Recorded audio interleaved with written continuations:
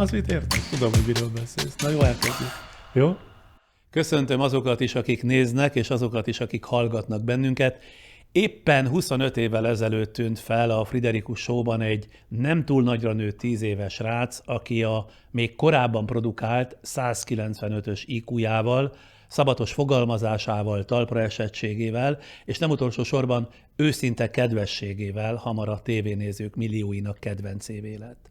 Aligha volt akkoriban bárki számára kétséges, hogy a fiatalemberben távlatosan, nagy valószínűséggel ott lehet a világhír, de megkockáztatom, akár egy következő magyar Nobel-díj, vagy legalábbis egy magasívű tudományos karrier lehetősége.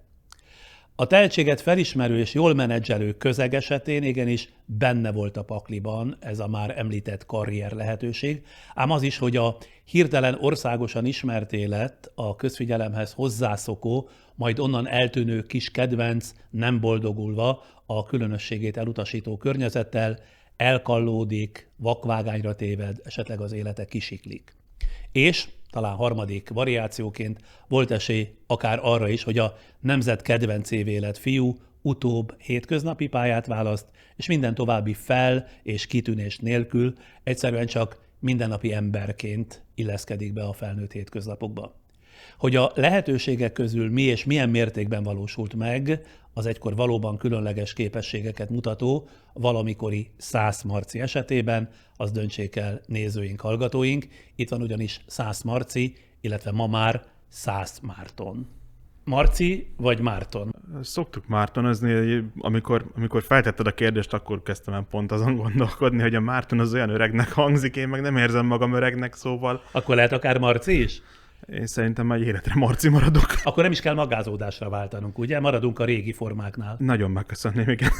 De mondhatom, alaposan megváltoztál. Az arcod, a mosolyod ugyanaz, hát persze közben eltelt azért mennyi? 25 év? Próbálok fejben, nem tudom, hogy minél naivabb és lelkesebb és világiránt rajongó maradni. Az első hívószomra jöttél, amit köszönök ezúttal is.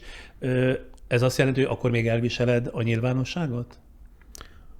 A koncepció nélküli nyilvánosságnak azt gondolom, hogy sok értelme nincs, és egyébként ez is állt annak a hátterében, hogy ez ilyen nagyon rövid beszélgetős formátumú dolgokat, tehát tényleg ez az 5-10 perc maximum, ezt úgy próbáltam leállítani már nagyon sok évvel ezelőtt. Na mindjárt belekezdünk a mély ásásba, de előtte, ahogy itt szoktuk, röviden összefoglalom az életed adatait, hogy a későbbiekben kinek, aki véletlenül nem ismerne, bár szerintem nincsen az országban, legyen mihez képest hova tenni téged. Tehát Szász Márton, 34 éves, 1987-ben született Miskolcon, Borsod-Abaúj-Zemplén északi részén, Szendrőben nőtt fel, apja eredeti foglalkozása szerint elektronikai gépész, anyja óvónő, általános iskolában Szendrőben járt, majd Miskolcon a jezsuita gimnáziumba, rövid időre Budapesten magántanuló lett, végül a gimnáziumot Edelényben végezte el, ott érettségizett.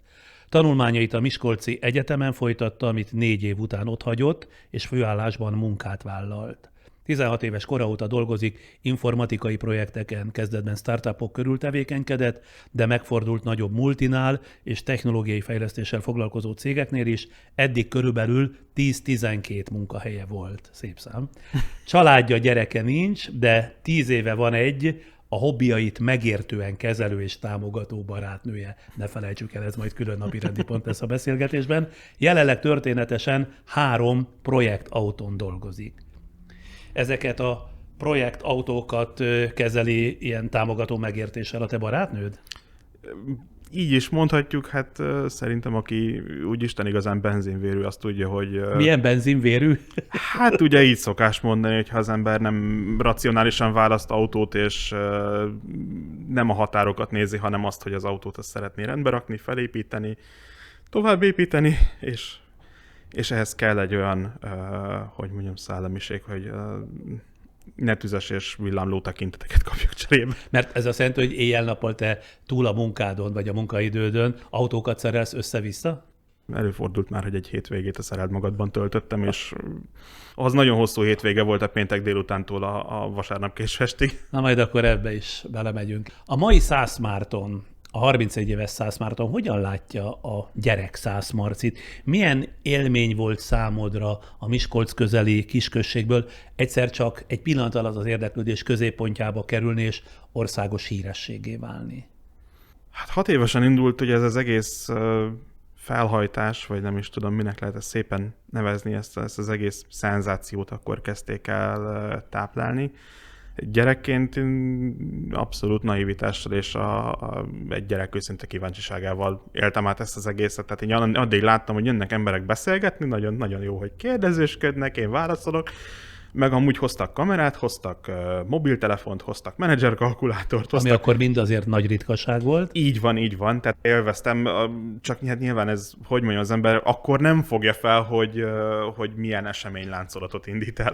Engedelmadd el, most visszaidézném a korabeli 1997-es Friderikus Show-t, amikor 10 évesen vállukra emelve hoztak be valamilyen válogatott sportolók. A pillanat még így érenken él az emlékeimben. Jó 1-2 éve még a Vissabból is egy kedves arcú gyerek folyt, aki 195-ös IQ szintjével valóban a felnőttek tömegét megszőgyenítő tudáshalmazával elkápráztatta a nagy érdeműt. Mi lehet vele azóta, jutott eszembe a minap, úgyhogy, hölgyeim és uraim, Szász Marci, az univerzális gyerekzseni következik.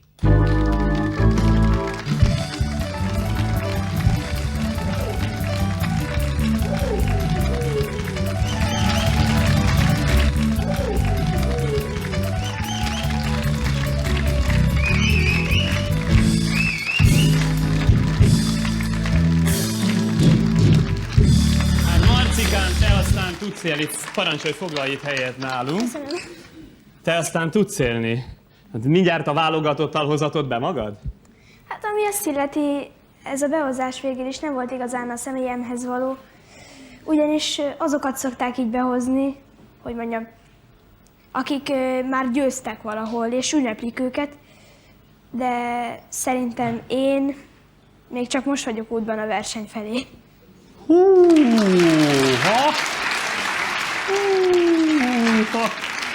Hát akkor ki rendezte ezt így?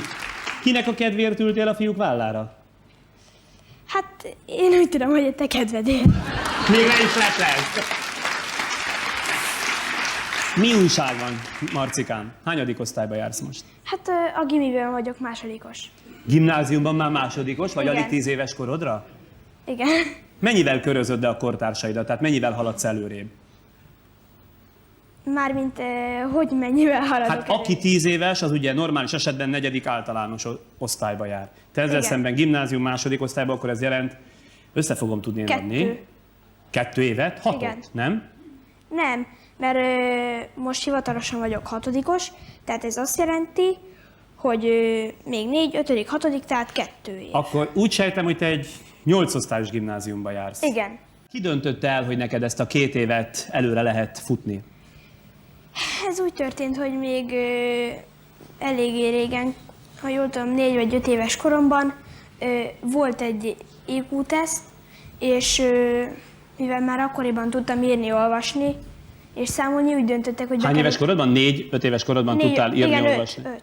Hát olyannyira, hogy a betűket 2,5 éves korodban magadtól tanultad. Igen, tehát megvolt ez az IQ teszt, és bekerültem a második osztályba, abból jártam 2 évet, vagy 2 hónapot. Nem mindegy. 2 hónap alatt elvégeztél egy évet. 2 osztály. 2 osztály. Azért Havonta egy osztály. Kár, hogy abba hagytad ezt a tempót. Képzeld el, ma már egyetemen tanítanál, ha így halad. Amit én kérdezek, hogy ki döntött el, hogy te ilyen tempóban haladhatsz, ahogy az eszed megengedi? Végül is a Szendrői iskolának az igazgatója. Tehát ahol ti laktok Szendrőn, Igen. annak az iskolának az igazgatója, mert Igen, megengedte. Szendrőről te elkerültél, és hol folytattad úgymond középiskolai tanulmányaidat? Miskolcon folytattam a jezsuita gimnáziumban. Hogy mondjam, ennek a gimnáziumnak megvannak a maga előnyei és hátrányai. Ne mondd. Mik például az előnyei? Előnyei az, hogy itt tanulhatok angolt és számítástechnikát, hogy mondjam, majdnem, hogy ilyen gyorsított tempóban. Számítástechnikában is otthon vagy? Persze. Bocsáss meg nekem, természetesen. Milyen szinten? Hogy milyen szinten? Jó kérdés. Hát szóval, hogy ha azt mondom neked, hogy mondjuk csinálj önállóan egy programot, az megy? Megy. Hát attól függ, hogy milyen szinten, mert Hagyd ezt a szintetést abba, könyörgöm, hát... Akármilyen szinten. a felső szinten azon már nem biztos. Na most mik a hátrányai annak az iskolának, ahová jársz? Egyáltalán például hogy ment az idősebbek közé való beilleszkedésed? Sajnos ez volt az egyik hátránya. A tanulók, mármint a diákok, akik ott vannak, azok, hogy mondjam, nem fogadtak be, sőt, néhányszor már azt is mondták rám, hogy jaj, menjél innen, Marci, te még ez kicsi vagy. Hát mert ők legalább 2 évvel ugye idősebbek, és ez Igen. pont az a kor, szóval kritikus kor ez a lényeg. Igen, sajnos. Ez azt jelenti, hogy kiközösítettek, tehát ki vagy közösítve? Majdnem, hogy sajnos. Hogy a közösségről van szó, akkor nekem ott van a családom, meg, hogy mondjam, az olvasása az egy barátom. Meg hogyha otthon vagyok, akkor meg a számítógép is. Persze nem olyan barátom, hogy akivel állandóan le tudok ülni, beszélgetni. Tehát olyan igazi barátom az talán nincs. Azért talán, mert, hogy mondjam, van egy levelező barátom, Horis Lacinak hívják, ő is itt él Budapesten, és végül is így levélbarátként nagyon jó barátom. Mind töprengsz mostanában? Sok mindenről töprengek, de sok mindenről olvasok is. Például? A környezetvédelem az érdekel nagyon is. Hát végül is a környezet az olyan veszélyeknek van kitéve mi általunk, hogy azt egyszerűen elmondani is nehéz. Tehát például ezek az ózonlyukok, ami a Grönlandon van, tehát Grönland felett. Ózonjuk? Igen, az ózonlyuk. A levegő körülvevő ózonpajzs az a napkáros sugaraitól megsérül, valamint a Földről érkező hatások, tehát például a széndioxid, tehát megsérül ez a pajzs, és akkor az ultraviola sugárzás az pedig eléri a Földet, ahol eléggé Te ezt honnan tudod? Ezeket mind olvasod? Igen. Ezekből a mindenféle enciklopédiákból? Igen. És neked elég valamit egyszer elolvasni, és már megragad? Hát, hogy mondjam, néha van olyan, hogy 3-4-szer is elolvasom, mert, hogy mondjam, olyan érdekes, hogy újra el kell olvasnom, muszáj vagyok. Miért van a szobád falán egy hatalmas Einstein kép? Ami azt illeti, ez, Hát ami azt illeti, igen. Szó szerint, ami azt illeti. ez az Albert Einstein, ez egy híres fizikus volt, aztán némelyik könyvemben, sőt nem csak némelyikben, hanem eddig mindegyik könyvemben, mármint enciklopédiámban olvashattam róla, aztán gondoltam, hogy nem árt, hogyha van róla egy idézetem. Neked És- valamilyen értelemben példaképed? Igen.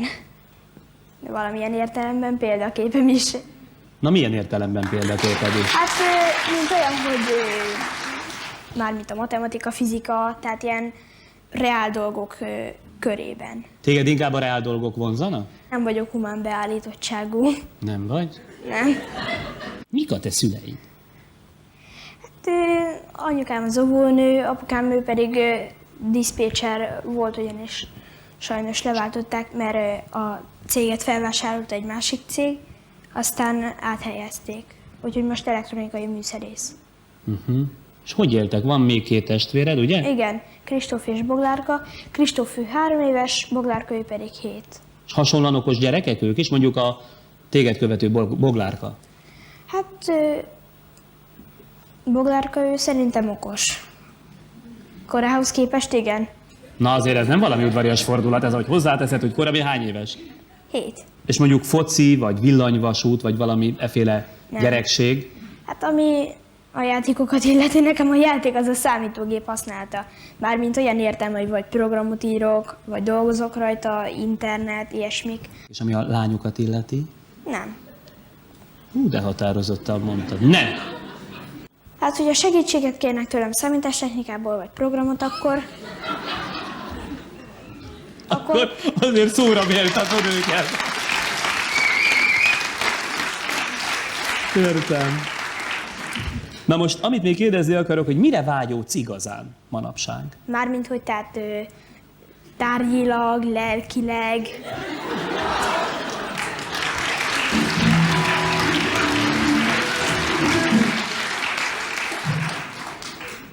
Nézzük előbb úgy, hogy mire vágyódsz lelkileg.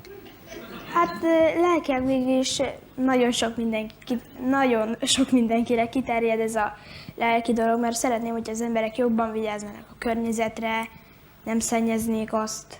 Az, ami személyes lelki vágyad. Azért végig csak néha vágyok egy kis akivel tudok beszélgetni bármiről. És ez nincs ott az iskolában. Sajnos nincs. Egy igazi barátot szinte semmi sem pótolhat. Megnézted az elmúlt 25 évben ezt a felvételt? Milyen Nem. aranyos gyerek voltál? Bele voltam dobva rendesen a mély vízbe, így a mindenféle kérdésekkel, azt meg kell hagyni. Ha megnézed, vagy megnézted, akkor milyennek látod ma egykori önmagadat? Látszik az, hogy mennyire fogalmam sem volt, hogy mit keresek a világban, meg hogy mit szeretnék. De hát nagyon frappánsan válaszoltál, tehát ez nagyon helyén volt az eszed, ez azért látszott, hiába kamerák, meg nyilván neked egy szokatlan közeg, amiben belekerültél, de mégis nagyon könnyedén vetted az akadályokat. Innen visszanézve tök érdekes látni azt, hogy mi járhatott akkor a fejemben, meg hogy próbáltam pánikszerűen megérteni, hogy most mi is történik. Gyerekkorodban arra nem emlékszem, hogy voltaképpen kifigyelt fel rá, tehát kitett ilyen értelemben híressé. Az események láncolata az ugye az óvodának az otthagyása, meg hogy mi legyen a 3 hetes óvodai pályafutásom után a következő. Ha az óvodát azt nem is emlékszem, azt ott hagytad? 3 hét után? Nem voltam egy könnyen beilleszkedő típus, tehát hogy úgy nem igazán értettem meg, hogy miért jó az nekem, hogy ott vagyok, és a helyi boxzsák szerepét töltöttem be. Oké, akkor iskolába talán lehetne menni, de erre kell valamilyen szakvélemény, és akkor a nevelési tanácsadóból is kértek erre vonatkozóan valamilyen állásfoglalást. Ennek a végeredménye volt, vagy ennek az egyik ilyen kimeneti dokumentum volt többek között ugye ez a vonatkozó IQ-teszt, meg egyéb szakvélemények. És ez az IQ-teszt volt, amit kitöltöttél Ez 5 volt évesen 195-ösre? Így van. Szüleid táplálták benned a hitet? Tehát, hogy te rendkívüli gyerek vagy ezt csak tudomásul vették, hogy ilyen különleges képességekkel vagy megáldva? Nem gondolom, hogy azt a képet építették volna bennem, hogy rendkívüli vagyok. Amikor már az egész folyamat zajlott, tehát már aktívan ment ez az egész ilyen felhajtás, és megjelentek az elvárások ilyen szempontból kívülről, akkor ők is nagyon fontosnak érezték azt, hogy ezt tudatosítsam magamban. Tettek bármit is annak érdekében, hogy a kivételes képességeidet már gyerekkorban fejlesszék? Édesanyám volt az, aki ugye megtanított írni, olvasni, és ebbe számtalan órát beletett, hogy az ilyen irányú kíváncsiságomat azt ő így táplálja és támogassa. Meg azt is szeretném azért oda tenni a képletbe, hogy azért édesapám is rengeteg éjszakán keresztül magyarázott nekem mindenféle technikai kérdésekről, meg nem egyszer, meg nem kétszer volt olyan, amikor nem tudom, éjszakában nyúlóan próbáltam programozni, és akkor nem tudom, amikor már kezdtem feladni, akkor ott ült, és nem tudom, és megpróbáltam megérteni azt, amit hát, együtt nem értettetek. Igen, tehát együtt nem értettük, hogy mi történik, de azért próbáltunk lelkesek lenni. Belőled eredt ez a te kíváncsiságodból, a te állandó érdeklődésedből, meg a minden iránt való fogékonyságodból, vagy pedig inkább a szülők picit nyomtak, picit terelgettek arra felé, hogy te minél inkább kíváncsibb érdeklődő vagy. Abszolút az én kíváncsiságomból. Tehát, hogy ők ilyen értelemben inkább az elszenvedői voltak ennek a szituációnak. Na most hogy emlékszel, akkoriban, amikor kiderült már, hogy azért neked 190-es IQ mellett különleges képességeid vannak, bármiféle módszertani támogatást mondjuk kaptak a szüleid, hogy miként reagáljanak például a különlegesnek mutatkozó adottságaidra? Nem mondott senki semmi nagy alapigasságot, hogy mire kéne, vagy mire lehetne figyelni. Mindenki próbálta a tudása szerinti lehető legjobbat kihozni a helyzetből, úgy szüleim, mint adott esetben néha tanárok, meg mindenki tényleg. Tehát, hogy volt egy ilyen éles határvonal, hogy volt, akit nagyon irritáltam, és volt, aki nagyon-nagyon próbált támogatni. Ennyi. De módszertani támogatás, mint olyan, akkor még nem nagyon létezett. Na most, ha már ez szóba került, a későbbi életedben bármikor gondolkodtál esetleg azon, hogy milyen természetű támogatás, milyenféle megértés kellett volna ahhoz, hogy gyerekként mondjuk úgy tudatosabban kamatoztasd a képességeidet? A képességek kamatoztatása, én azt gondolom, hogy azon kívül, hogy most ott vagyok, és nagyon kíváncsi vagyok, és mindent elolvasnék, ami elém kerül, és mindent kipróbálnék, mindennel kísérleteznék, az úgy megy magától. És akkor megint egy picit visszareflektálnék ugye a videóra, és ilyen szempontból tök érdekes látni azt, hogy most ez erős túlzás azt mondani, hogy ott van a segélykiáltás a mondatokban, hogy társaság, emberek, barátok, fogalmam sem volt, hogy ezzel mit kell csinálni, és igazándiból ez volt az a rész az eseményeknek, amit így, vagy ez volt az aspektus az eseményeknek, amit nem igazán vizsgált szerintem akkor senki. Mikor és ki érezte meg, ha egyáltalán ez így volt, hogy a népszerűséged az neked sok, illetve hogy nem jó? Egyáltalán te vagy ti ezt észleltétek akkoriban? Későbbi interjúidra utalok csak ezzel a kérdéssel, ugyanis későbbi interjúkban már olvastam, hogy azért egy idő után torkig lettél azzal a fajta országos ismertséggel, amivel ez együtt járt. Az első felhajtásnak az utóhatása az, hogy a kisfaluban mindenki azt gondolja, hogy ebből úristen, milliárdosok lettünk, mert ott volt a tévé. Tehát az életünkben szépen megjelent ez a típusú ilyen hátul mögött összesúgós valami. Ebből én gyerekként nem értettem sokat, a szüleim azok meg úgy voltak vele, hogy ők így megpróbálják eltűrni ezt a hatást, mert hogyha ők megkérdezik, hogy én szeretném-e a következőt, akkor, és én azt mondom, hogy igen, akkor lehet, hogy nekem az lesz a jó út, hogyha támogatnak ebben. Na de mikor érezted meg, és minek hatására, hogy egyszer csak eleged van az egészből? A saját eltörésem ebben a történetben az akkor jött el, amikor ezt én a saját bőrömön kezdtem el igazán érezni. Ez mondjuk mit tudom én, ilyen 20 éves korom. A népszerűséget? A még mindig akkor is kitartó népszerűséget? A népszerűség az akkor is kitartott, csak ugye akkor kezdtem felfogni azt, hogy mi az összefüggés az interjúk és az emberek hozzá való viszonyulása között, úgy Isten igazán. És mit éreztél meg ekkor? Ennek a kortárs közösségben a megjelenése, tehát úgy tényleg évfolyamtársak, stb., hogy ezt miért néznek rám olyan szemben, amilyennel.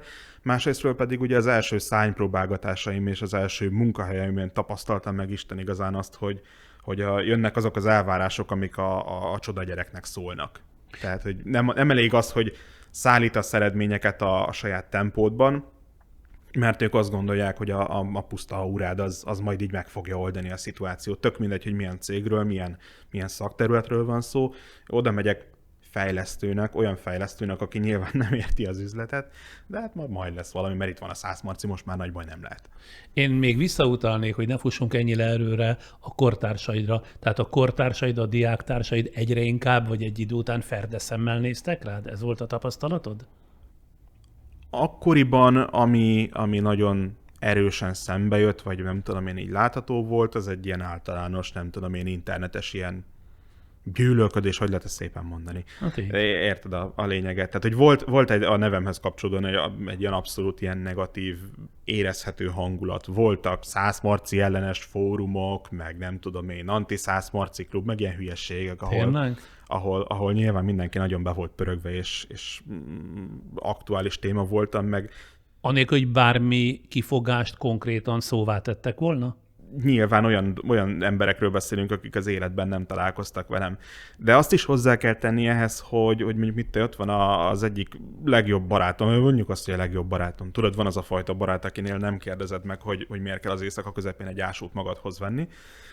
Tehát, hogy így a beszélgetésünk elején, amikor először találkoztunk, és először valahogy szóba elegyedtünk, akkor ő így megjegyezte, hogy ja, hát amúgy igen. Tehát, hogy én valóban az a 100 Marci vagyok, és egyébként tudom el, hogy amikor ő velem egykori formájában ott ült a tévé előtt, akkor az édesanyja azzal, nem tudom én, fogadta otthon, hogy nézd meg, ez legalább nem olyan hülye, mint te. Tehát, hogy így, és akkor utána nem tudom én... Az már elég volt ahhoz, hogy gyűlöljön tiszta szívből. Így van, tehát hogy sokan azt gondolom, hogy megkapták ezt a fajta összehasonlítást, és azt gondolom, hogy ez egy ilyen nagyon komplex társadalmi örvény folyamat volt, aminek így a végén ott voltam, én aztán próbáltam ebben az egészben helytállni.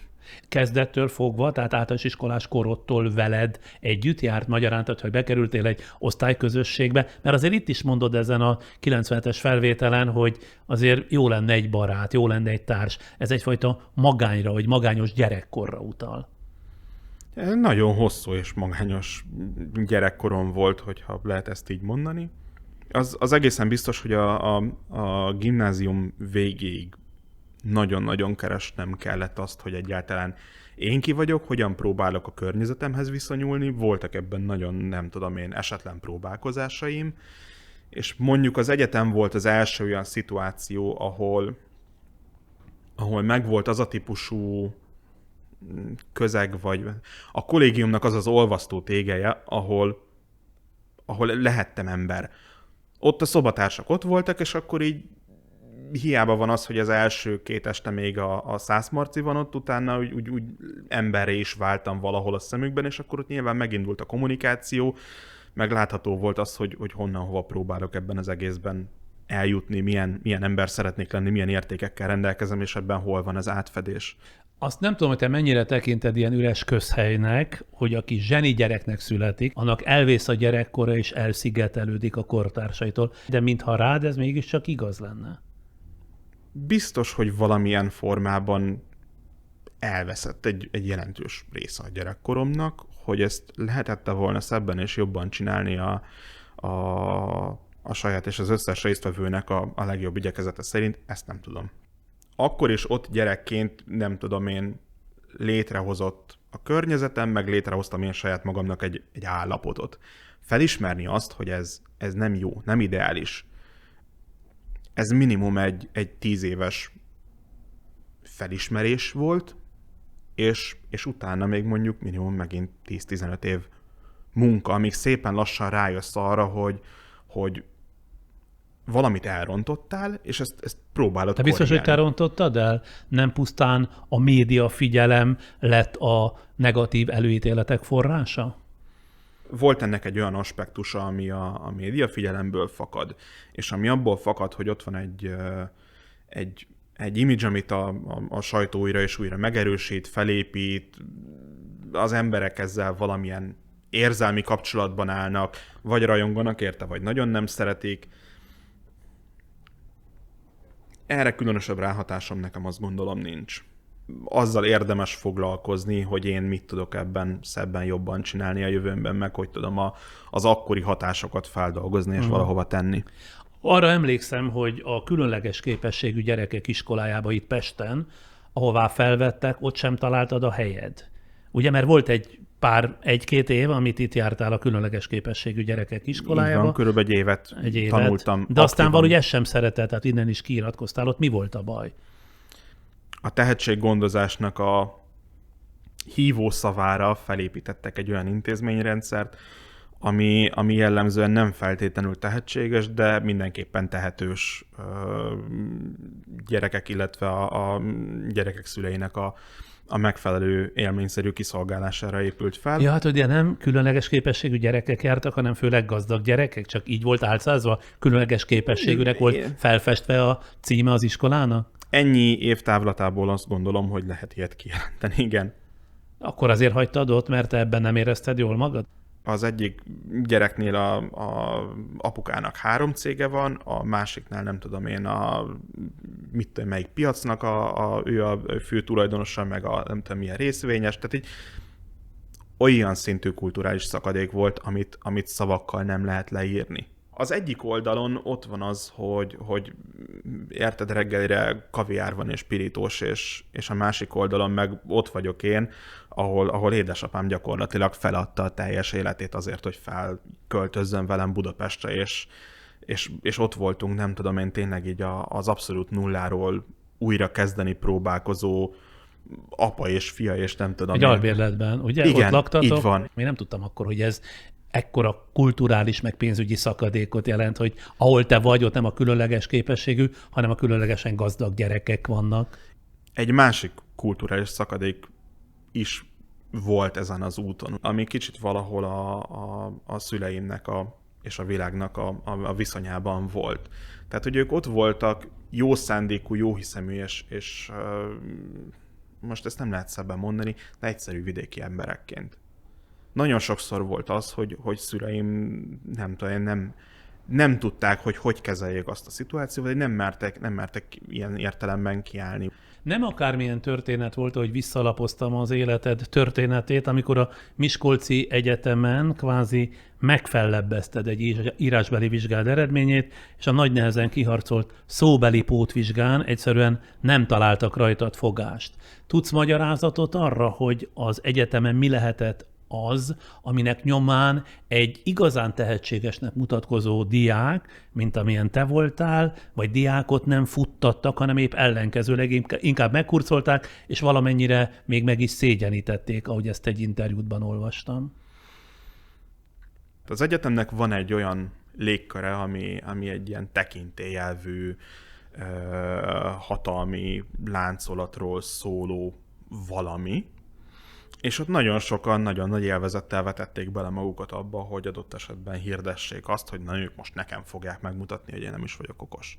Tehát, hogy nem úgy mentem oda, hogy okos vagyok, hanem hogy tanulni szeretnék, de hogy ők már meg akarták mutatni azt, hogy bármilyen képet is próbáltak felépíteni rólam, vagy értelmezték ők ezt a próbálkozást, az biztosan nem igaz. Tehát egyszerűen a tanári karban voltak olyan tanárok, akik rád utazva mindenáron le akartak nyomni a víz alá? Volt olyan egészen konkrétan, hogy szóltak nekem, hogy nem tudom én, X tanár az előadásán nem tudom én henceget róla, hogy ő hallotta, hogy most már én is itt tanulok, és hogy nála lesz órám, és hogy hát ő most erre fel van készül, hogy na majd ő jól megmutatja.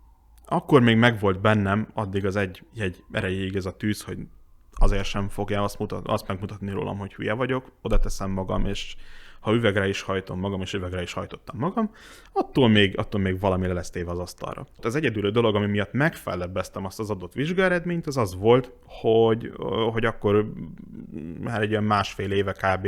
Abból a témakörből kerestem a kenyeremet, és az volt az a valami, aminél tudtam a vizsgán, hogy abból annyira hülye nem lehetek, hogy visszakapjak négy kottás lapot áthúzva nagy piros X-en, meg egy elejére felkarmolt egyessel. És akkor megfelebezted ezt a vizsgát, és kértél még egy lehetőséget? Akkor nagyon ki voltam akadva, és akkor mondtam, hogy engem nem érdekel, de valamit erre, tehát hogy biztos, hogy létezik valami lehetőség a hallgatói szabályzatban, vagy bármi.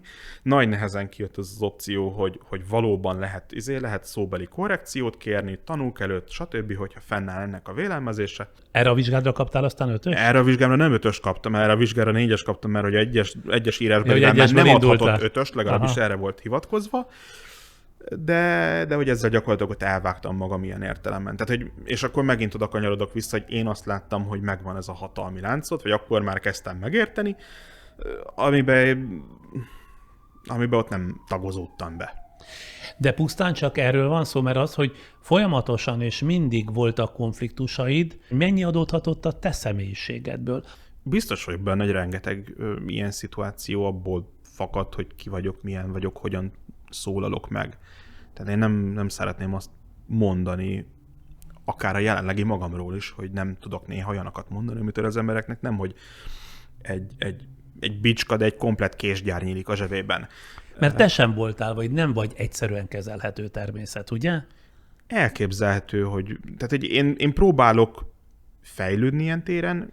Az egy másik kérdés, hogy az ember az évek alatt szépen megtapasztalja azt, hogy kihez hogyan lehet szólni, kihez hogyan kell szólni, milyen nonverbális jeleket hogyan kell felismerni, hogyan kapcsolódok az emberekhez.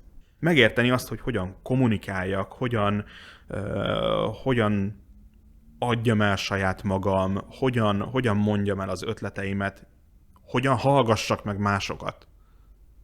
Mert az életben nem mondta senki azt, hogy ez milyen formában fontos, miért fontos. Tehát akkor, ha jól értem, némiképpen önkritika tárgyává teszed egy jelentős szakaszon önmagadat is, de pusztán azon az alapon, hogy téged erre nem tanítottak, és önmagadtól erre nem tudtál rájönni, vagy legfeljebb csak az nagyon sok idő múlásával jöttél rá.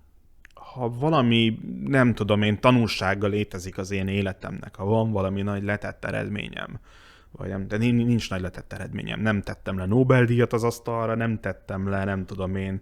Hát pedig én azt gondoltam, nem is Nobel-díj, de hogy valahol a szilíciumvölgyben fogsz kikötni. Vannak nagy remények, de azt gondolom, hogy jelen pillanatban az egyik legfontosabb dolog, amit elmondhatok ennek a világnak, az az, hogy ez egy létező út, és hogyha valaki hasonló szituációba keveredik, akkor ezt végig kell járni, ezt fel kell ismerni, és rá kell jönni arra, hogy az ember nem csak egy szakmai teljesítmény, meg egy varázslatos pillanat a címlapon, hogy na hát nem tudom, 12 évesen mit csinál, és milyen programot ér, és milyen kutatási eredményei vannak, hanem hogy ott mellette ott valahogy embernek kell maradni, és... Szerintem te túlmagyarázod. Szerintem neked pusztán azzal volt baj, hogy nem tudtad kialakítani a viszonyodat, a hétköznapi viszonyodat a világhoz. A világ elintézett téged a sárga irítségfaktor. Egyszer itt van ez a zseni, majd én bebizonyítom, hogy mégsem olyan zseni, nem? Na most vissza a hétköznapokhoz, ne veszítsük el ezt a szálat, hogy mit szóltak a szüleid, amikor kiderült, hogy a kiemelkedő képességű gyerekük félbehagyja az egyetemet? Az egy ilyen súrlódásokkal teli időszak volt a szüleim és köztem. Magyarán tehát nagyon rossz néven vették. Nem is azt vették rossz néven feltétlenül, hanem talán az önfejűségemet, vagy az akkor kibontakozó ilyen önfejűségemet. Az első ilyen lehetőségnél még valamennyit konzultáltam velük, és akkor így elfogadtam azt, hogy valahogy próbáljam meg végig szenvedni az egyetemet, és valahogy jussak el az egésznek a végére. Tehát sokkal korábban is már ott akartad hagyni? Ez azt jelenti? Nem sokkal korábban, tehát ilyen fél évnyi távolságról beszélünk. Az elsőnél még azt mondtam, hogy jó, rendben, valahogy fogcsikorgatva, de végigcsinálom az egészet. A másodiknál már nem kérdeztem meg őket. Ott hagytam az egyetemet, meg akkor volt valami random projektem, ahol az egyik barátommal próbáltunk összehozni, leszállítani egy projektet, ami végül bukó lett, tehát egy ilyen abszolút nulláról és mínuszból indultam el a budapesti klasszikus munkavilágának. Tehát azt jelenti, hogy az egyetemmel párhuzamosan dolgoztál is? Dolgoznod kellett azért, hogy megélj az egyetemen? Így van. A szüleim megtettek mindent tőlük tehetőt azért, hogy ne érezzem azt, hogy milyen háttérből indulok el. De amikor eljön ez a pont, hogy megértem, hogy egy számlát befizetni mennyi munkába kerül, és nem tudom én, egy perc telefonbeszélgetésért hány órát kell dolgozni, akkor úgy érted, súlya lesz az életnek. Ez mind a számítástechnikában volt, tehát számítástechnikai iparban dolgoztál te. Van egy öcséd és van egy hugod. Kettejük közül bármelyikük is mutatott különleges képességeket gyerekkorában? Azt mondanám, hogy mind a ketten teljesen átlagos életet élnek. Az egyedüli dolog, ami ugye nem átlagos, az, hogy mondjuk így, hogy az árnyékomban nőttek fel. És akkor ezt akarom pont kérdezni, hogy ők hogy viselték a te rendhagyó gyerekkori pályafutásodat? Nem volt bennük esetleg hiányérzet, hogy kevesebbet törődtek velük, kevesebb figyelem jutott rájuk? Ebben a konkrét kérdésben sosem próbáltam velük beszélgetni, hogy élték meg ők ezt. De az biztos, hogy kaptak keresetlen szavakat mind a ketten azért, mert én az voltam, aki, legyen ez ők akár... is? Igen. Tehát akár tanároktól, és miattam felépített az irányukba támasztott elvárások formájában, akár az osztálytársaitól. Az elismerések tömkelege az hogyan hatott rád? Soha nem érezted, hogy fogjul ejt esetleg, és elismerés vagy sikerfüggővé tesz téged a te életed?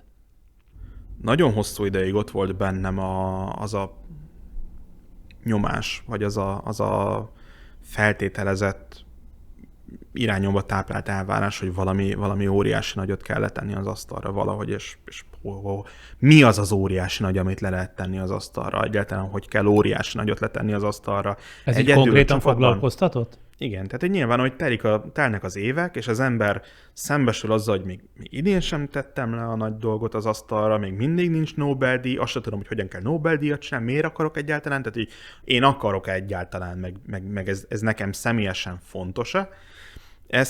Ezt az utat is végig kellett járni, illetve a másik érdekes aspektusa az pedig az volt, hogy amit annak idején gyerekként, sikerként elértem, ez egy ilyen tök érdekes folyamat a mai napig, hogy megérteni azokat a pillanatokat, amik akkor olyanok voltak, hogy senkivel nem beszéltem különösebben végig, hogy éltem meg, mit éltem át akkoriban, és ez egy olyan aspektus, azt gondolom azoknak az éveknek, ami adott esetben nagyon hosszú időn keresztül újra és újra értelmezendő ahhoz, hogy letisztuljon minden, hogy volt mondjuk, mit tudom én, egy ilyen 20 és 25 közötti időablak, amikor így szépen lassan realizáltam azt, hogy itt ez a magányos harcosként majd felmutatom a nagy eredményt, ez egy nem létező ideál, ezt nem fogom így ebben a formában elérni. És mit gondolsz, mi hiányzik belőled ahhoz, hogy csodafelnőtt legyél, vagy hogy csodafelnőtté válj?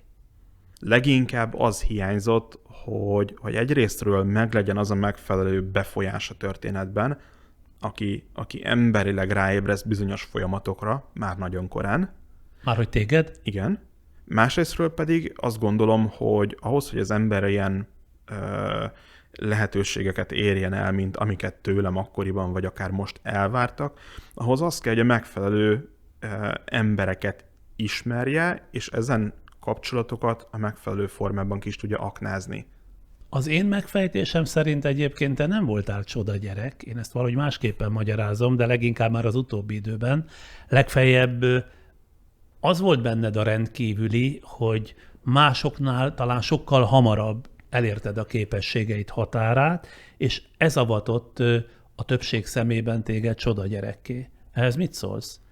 Az egyedüli csoda, ami volt ebben az egészben, az volt, hogy tudtam gyorsan gondolkodni, és volt egy ilyen munkafolyamatom, egy ilyen mentális munkafolyamatom, hogy letettek elém egy problémát, összeszedtem a hozzá szükséges tudásanyagot, megrágtam, megoldás lett belőle, ami nagyon sok ember számára ugye úgy csapódott le, hogy na hát ez mekkora nem tudom én eredmény vagy képesség. De igazándiból nem tudom, tehát hogy ennél nagyobb varázslatot én nem láttam soha ebben az egészben. De azért voltak személyes adottságai is, nagyon édes gyerek volt, tehát látok itt a beszélgetésen felvétel, tehát egy kedves arcú, önmagát remekül kifejező, ráadásul úgy fogalmaztál, hogy kevesen abban a korban, tehát ilyen kicsit koravé módon, vagy hogy mondják ezt divatosan. Szóval sok adottságod volt, meg volt egy nagyon kedves mosolyod, ami hozzáteszem, most sem tűnt el. Tehát az a gyerekkori mosoly az ugyanúgy ott van az arcodon, csak kicsit nagyobb arcodon. A szónak fizikai értelmében ne érts félre. Na akkor beszéljünk egy kicsit arról, hogy manapság mivel foglalkozol, tehát miből élsz? A hivatalos megnevezése a szakterületnek DevOps mérnök vagyok. Na ezt mondd úgy, hogy mindannyian értsük. Ami gyakorlatilag informatikai üzemeltetés automatizálási szakember. Számítógéppel csinál dolgokat. Tehát így értjük. Igen. Tehát te számítógépekkel foglalkozol. És alkalmazotti státuszban? Így van. És hogy nem váltottál önállóra? Tehát miért elégedtél meg az alkalmazotti státusszal? Megtalálni a munkát és az ügyfelet, és felépíteni azt a bizalmi környezetet, hogy a munkát az ember megszerez, ez egy irgalmatlan nagy folyamat, és adott esetben nem vagyok benne hatékony. Tehát, hogy informatikai megoldásokat szállítani ez egy dolog, de nem vagyok az a típusú valaki, aki ki tudja találni, hogy ezt hogy kell marketingelni, és hogy kell megszerezni az ügyfelet. Valami személyes képesség hiányzott? Tehát nem tudtál jól kapcsolatot teremteni, nem voltál elég hajlékony az ügyfél elvárásához vagy akarásához képest?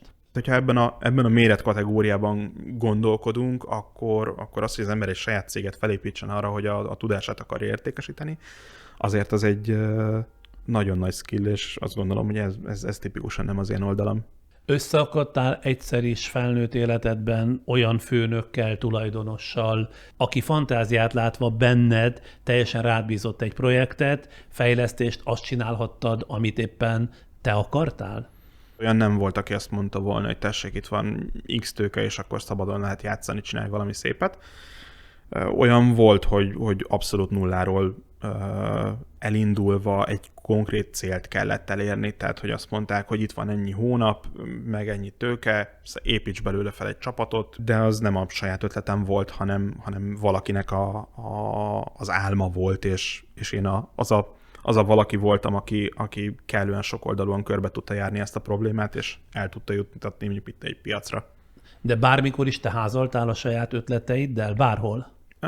Volt ilyen időszak, talán mondjuk ilyen 23-25 éves korom környékén volt egy ilyen viszonylag aktívabb időszakom, amikor próbáltam eljárni mindenféle meetupokra, megpróbáltam a nagy különböző ilyen kávézós kerekasztal beszélgetéses valami folyamán így nem tudom, megfelelő emberekkel kapcsolatba kerülni. És mit akartál megvalósítani akkor? Tehát mi lett volna mondjuk álmaid álma? Akkor még azt hiszem, hogy nem volt a Netflix ennyire hálózatorientált és online streamingre berendezkedett valami, és így próbáltam ezzel a koncepcióval házalni. Nem egy világ megváltó ötletről beszélünk, csak valamiről. Jutottál vele? Addig jutottam vele, hogy nagyon sokan elmondták nekem, hogy hát ez teljes hülyeség, és ez biztos, ezt egyik stúdió sem fogadná be, és ez egy nem létező piac, amire én lőni próbálok. Persze. Netflix előtt ez hány évvel volt? Fogalmam sincs már jelen pillanatban, de hogy tehát akkor még nem volt a Netflix, mint online streaming szolgáltató egy ismert név a rendszerben. Ha most adott lenne akármennyi pénz, korlát nélkül, és minden a rendelkezésedre állna, akkor van olyan ötleted, amivel előállnál, és az nagyban igazolná az egykori Szász Marcit? Nem gondolom, hogy olyan, ami ilyen hatalmas önigazolás ilyen létezne. Olyan van, hogy vannak olyan projektek, amikkel szívesen foglalkoznék. De mondj egy olyat, amit úgy, hogy mi értsük, hogy mi lenne az, amit mondjuk minden korlát nélkül megvalósítanál, és az teljesen adekvát lenne veled. Nem gondolom, hogy világ megváltó ötletem lenne már. És azt sem tudom, hogy feltétlenül lenne ilyen. Hogy ez abból fakad, hogy az akkori naivitásom, az nem tudom én így megszűnt, és hagytam magam valamennyire beszürkülni a valóságba. Vagy hogy ez az egész abból fakad, hogy az a típusú stressz és egyéb dolgok, amiken az ember egy hétköznapi élet során keresztül megy, ezt a típusú kreativitást és a csiszolatlan ötletgyémántoknak az észrevételének a képességét, ezt így eltüntette bennem, ezt nem tudnám megállapítani. Azt soha nem fontoltad meg lehetőségként, hogy esetleg nem itthon, hanem valahol külföldön, Amerikában vagy bárhol valóra váltsd az álmaidat? Tehát nem volt olyan korszakod, amikor úgy gondoltad, hogy sokkal többre viheted, ha nem hazai keretek között valósítod meg önmagad? Ezt sokszor mondták már nekem, hogy ezt ki kéne próbálnom, és hogy ennek adjak egy esélyt. Az a kevés emberi kapcsolat, amit ennyi év után felépítettem, és amit ennyi év után viszont már minőséginek gondolok, az egy olyan dolog, amit nem szeretnék elengedni. De hát ma már a technológia világában ott vagy otthon, ahol éppen berendezkedsz, hiszen mindenki közel húzható, internet és így tovább, számos technikai eszköz révén. Az emberi kapcsolatokat pont egy őszinte beszélgetés, nem tudom én, ez a leülünk egy kávé mellé, kigurulunk dobogókőre beszélgetni, akármi, ezek a típusú interakciók teszik valódivá. De a barátnődön kívül annyi emberi kapcsolatod lett felnőtt életedben, hogy ezeket már sajnálnád hátrahagyni, itthon hagyni? Igen, azt gondolom. Ebből a magányos gyerekből ennyire nyitott felnőtt lett? Azt a pár embert, akivel tényleg azt érzem, hogy megvan ez a bizalmi viszony, ezt félnék erodálódni, hagyni azzal, hogy elindulok. És nem is lenne olyan feladat, vagy annyi pénz, amely kimozdítana itthonról? Hogyha olyan feladat van, ami értem kiállt, hogy ilyen nagy szavakkal éljünk, azt pont, hogy bárhonnan lehet csinálni. Tehát ha Isten igazán munkáról van szó, akkor eredményeket szállítani a világ bármelyik szegletéből lehet. Feltételezem, hogy szakmádban elismert fejlesztő informatikus vagy, ám ugye nem különösebb hírnévvel vagy mestere a szakmádnak. Szerinted ez így rendben van? Nem gondolom feltétlenül, hogy ennél borzasztóan többet szeretnék az életben. Azzal már teljesen oké vagyok, hogyha egyrésztről én fejlődhetek a mindenkori szakterületemen, másrésztről pedig ott van a lehetőség arra, hogy amit én eddig valahogy összeszedtem, ismeretanyagot, tapasztalatokat, stb. Ezt valamilyen formában átadhatom a környezetemnek. Én ebben már teljesen jól és boldogan el vagyok, hogy egyrésztről fejlődök, másrésztről meg átadom az ismereteimet, akinek csak tudom, és aki csak nyitott erre. Alkalmazottként jól élsz? Jól, és nem tudom, abban a szerencsés helyzetben vagyok, hogy lehetnek hobbiaim, és élhetek ezeknek a hobbiknak. Hobbid az autó, ugye? Így van, az igen. autószerelés. Ahogy mondtad, a szüli nem akaró kitartást a barátnő türelmével magyarázod, aki 10 éve kitart. A te hobbid, így aztán melletted is. Így van. Miért kell hozzá sok türelem? A hobbi nem egy olyan típusú dolog, ami adott esetben egyszerűen tolerálható lenne tekintettel arra, hogy milyen, nem tudom, hülyeségeket követel az ember. Pénzügyileg? Vagy Például. időt? Illetően? És hogy nem házasodtatok össze 10 év alatt? Ez egy ilyen néha előkerülő gondolat. Csiszolódunk. Ja, hogy 10 éve csiszolódtam. De nézd, ez egy felelős és megfontolt összecsiszolódás, ahol így ráébredünk egymás értékeire, rávilágítunk egymás hibáira. Nagyon sok dolog van, amire azt gondolom, hogy ő ébresztett rá, vagy szóval ő volt az, aki rávilágított arra, hogy vegyek észre hibákat saját magamban, vagy nem tudom, nézzek szembe azzal, hogy dolgokat rosszul látok, stb. És én ennek tökre örülök. Gyerekek terve vannak véve? Én nem érzem magamban azt a típusú elhivatottságot, hogy én ezt teljes odaadással és megfelelő formátumban tudnám gyakorolni, mint hivatást. És nem feltétlenül gondolom azt, hogy oké lennék azzal a valakivel, akivé válok szülőként. Nem is látom feltétlenül azt, hogy mi az érték, amit át szeretnék adni ilyen formátumon, vagy át tudnék adni. Bátortalanul adok hangot a feltételezésemnek, hogy nem lehet, hogy gyereket te azért nem szeretnél, hogy nehogy ő újra élje a te egykori sorsodat, gyerek sorsodat? Nem gondolom ezt. Tehát ez egész egyszerűen arról szól, hogy nem látom magamban azt a típusú lendületet. Te is ez az autózás, vagy az autó iránti oldhatatlan szenvedély, ez honnan jön? Tehát, hogy bütykölöd, szereled őket, rengeteg pénzt költesz rá. Hosszú út volt, ami onnan indult el, hogy először jogosítványt sem szerettem volna, aztán kipróbáltam egy olyan autót, ami megértettette velem, hogy ez nem csak A-ból B-be eljutásról szólhat, és akkor megfertőzöttem ezzel a benzinvérű szemlélettel, és azóta ez egy ilyen csodálatos kulturális utazás számomra. Egyrésztről az elején az első 2-3 év az mindenképpen egy ilyen meditációs helyszín is volt. Tehát ez beülsz az autóba, és az autóban csak te vagy, nem tudsz a saját fejed zajára, a gondolataidra figyelni, hanem ott kell lenni a pillanatban, és az útra figyelni, és menni előre, nem tudom én, az éjszakában az üres utakon, ahol csak... Te szívek normálisan vezetésnek. Mi ebben az olyan különös? Nekem mindenképpen egy új élmény volt átélni azt, hogy abszolút csak a pillanatra figyelni és a pillanatra koncentrálni. Én abban az állapotban éltem, hogy ott ülök a munkahelyemen, mellette a fejemben fut még 3 másik projektötlet, amiken gondolkodok, amiken még néha kicsit tekerek egyet, és ott kezdtem el megtanulni azt, hogy milyen az, amikor fókuszálsz és lecsendesedsz, és ez abból fakad, hogy tapasztalatlan voltam, és tényleg muszáj volt ott lenni, mert ott érted, ha hibázol, akkor az kellemetlen. Te sok mindent ilyen filozófiai alapon közelítesz? Tehát ha az ember vezet, akkor végig gondolj, csak ő van, meg az út. Normális esetben az ember ezt úgy csinálja, megy, A-ból B-be halad, de nem éli át ennek varázslatos minden másodpercét. Azt átélni útközben, hogy legalább sejted, hogy milyen dolgok vannak előtted a motortérben, és hogy ott azok miért csinálnak.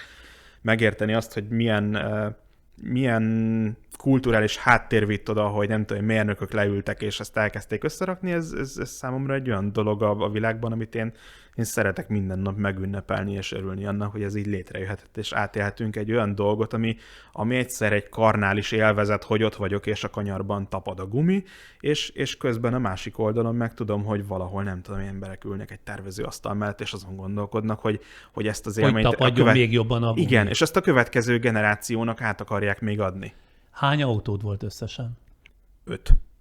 Az autóim kivétel nélkül mindig úgy keletkeztek, hogy ezek ilyen millió alatti autók voltak, amiről a kereskedő és az édesanyám is fogta a homlokát, hogy miért veszi meg ez a marha.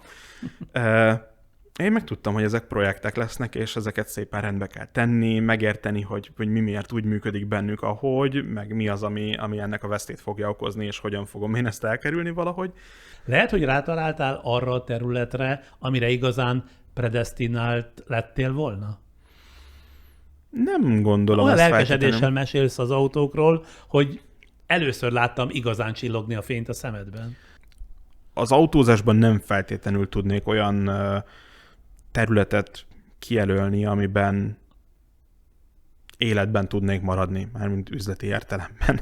Aha. De az a csodálatos dolog van benne, hogy ezt lehet szerelem szinten űzni.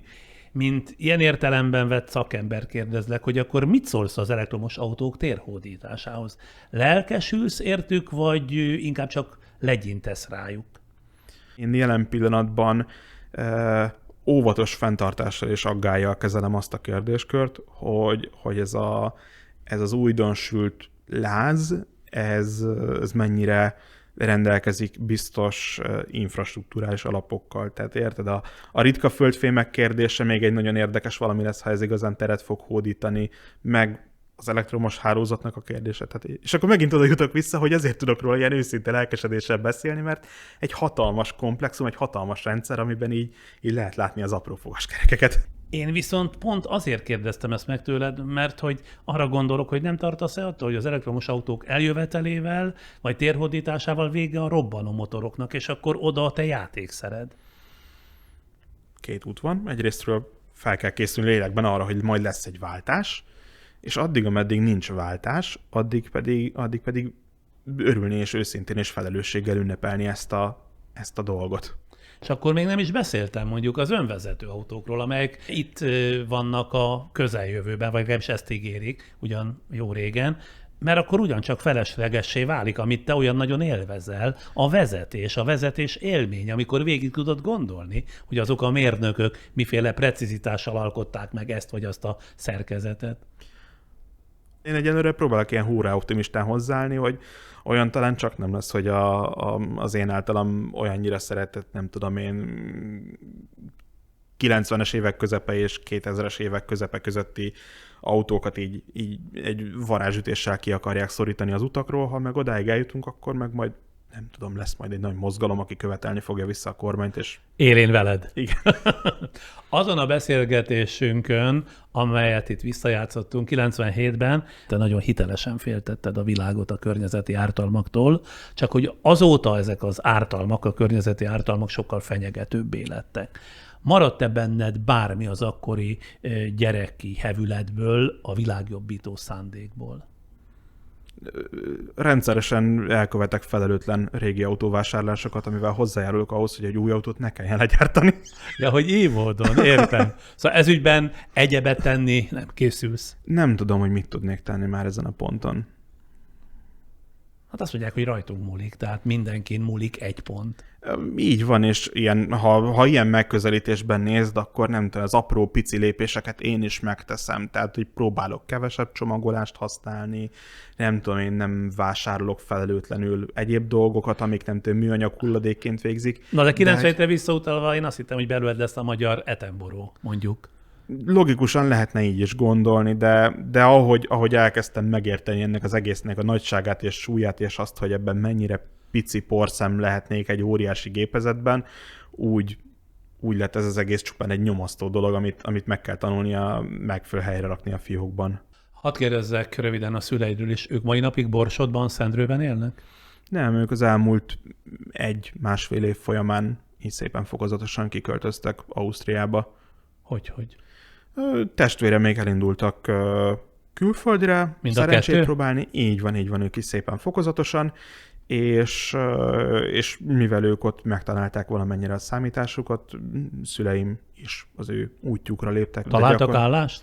Így van. Az eddigi karrierjüket feladva helyezkedtek el. Mivel foglalkoznak? Hát nagyon egyszerűen és banálisan takarítással foglalkoznak.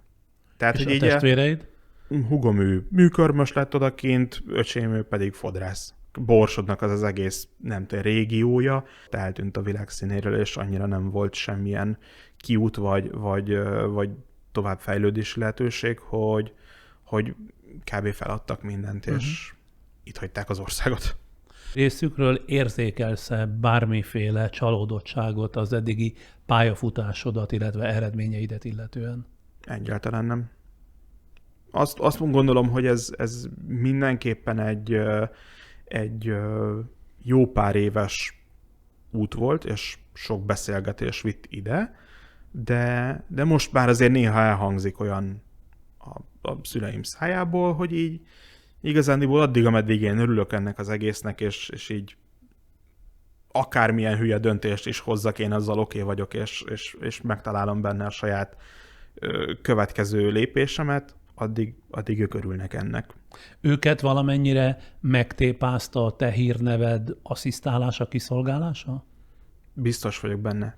Az összes apró lépés, amit ők úgymond az én hírnevem meg a körülöttem kialakult felhajtás miatt átéltek, elszenvedtek, a környezetük, ahogy viszonyult hozzájuk, meg ahogy elképzeltek dolgokat rólam, róluk, stb.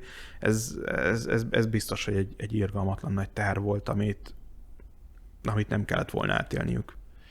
Az 5 évesen 195-ösre kitöltött IQ-teszt óta vállalkoztál arra, hogy újabb IQ-tesztet akár felnőttként kitöltsél? Nem. Nem? Hát, hogy de hol tartasz? Nem voltál kíváncsi? Az IQ alapvetően mit mutat meg? Azt, hogy a korosztályodhoz képest mennyire gyorsan oldasz meg logikai problémákat. Ez egy olyan valami, ami az embernek vannak jobb napjai, rosszabb napjai, lehet kimerült, lehet nem tudom, különösen szerencsés a probléma, a kiosztott probléma kártyákban. Innentől kezdve én úgy vagyok vele, hogy akkor ez egy szerencsétlenül nagy szám volt. Hát szerencsétlenül. Attól függ, hogy honnan nézzük. Nem tudom eldönteni őszintén szólva, hogy az a kis melankólia, ami azért kiérződik a válaszaidból, az mennyire ennek a pillanatnak szól, vagy pedig egy általános hangulat. De minden esetre az érdekel, hogy mit gondolsz annak idején, akik tőled ilyen világra szóló teljesítményt vártak, ma mit konstatálnak, mivé lett Szász Marci? Az ominózus kommentekből kicsit az volt kiolvasható, hogy az emberek azt gondolják, hogy nem tudom, borzasztóan megkeseredtem. Van, aki azt gondolja, hogy nem tudom, én méltatlanul nem vagyok elég elől a céges ranglétrában, és nem vagyok megfelelően nagy vezető.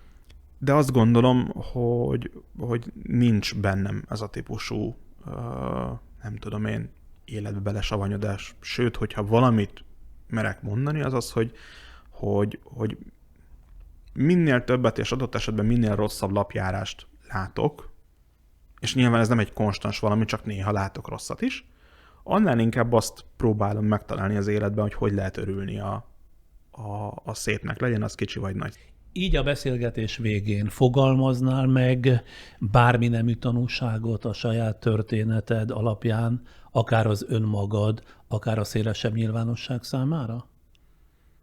Meg kell tanulnunk először megérteni magunkat, szembenézni magunkkal, és utána, nem tudom én, úgy állni hozzá mindenkihez, hogy egy pici apró téglát tegyünk hozzá minden nap a világhoz, hogy ez jobb legyen. Nem tudom én. Tehát egy ilyen, ezt tudom, hogy tök egyszerűen és tök semminek hangzik, mert érzem nem, rajta. hát ha ez a te igazságod, akkor... Én ezt az egy filozófiai bölcsességet tudom ebből az egészből összerakni. Jó volt így 25 év után találkozni, azért majd megpróbálok arra választ találni, hogy tulajdonképpen úgy van-e, hogy mondtad, nem mintha kételkednék, meg hogy mennyire váltottad be a hozzád fűzött reményeket, de hát ezt majd nyilván a nézőink, hallgatóink is így úgy a maguk módján levonják. Úgyhogy köszönöm szépen, hogy itt voltál, kedves Szász Marci vagy Márton? Nekem Marci, jó? Én meg megpróbálok dolgozni azon, hogy Azért valami szépet még összerakja az évek alatt. Jó van, köszönöm szépen. Ma este Szász Mártonnal beszélgettem arról a gyerekről, akit kölyök zseniként tartott nyilván az ország, és arról a 34 esztendős felnőttről, akivé lett ez a kölyök. Kérem, lájkolják ezt a műsort, ha értékelésük szerint rendben volt, osszák meg, és végül, de nem utolsó sorban iratkozzanak fel, akár a YouTube-on, akár a Facebookon, hogy tovább nőjön táborunk. Legközelebb, és mostantól kezdve jó ideig, friss beszélgetéseket nem hetente, hanem 2 hetente, de továbbra is mindig csütörtök esténként 8 órakor teszünk fel. A közbülső heteken pedig ugyancsak csütörtök esténként, ígérem, mindig felkerül 3-4-5 részlet a korábbi legsikeresebb műsoraimból, hogy akkor sem maradjanak tartalom nélkül. Viszontlátásra, viszonthallásra.